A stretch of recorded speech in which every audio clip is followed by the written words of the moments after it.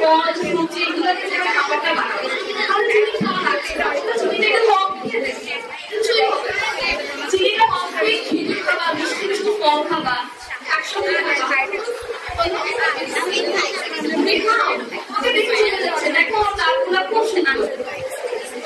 সবাই যদি ওর মধ্যে সুন্দর সুন্দর গাছ চাও তাদের ভয় না চাও তাদের রক্ত না চাও তাহলে চিনি খাওয়া চিপস চিপস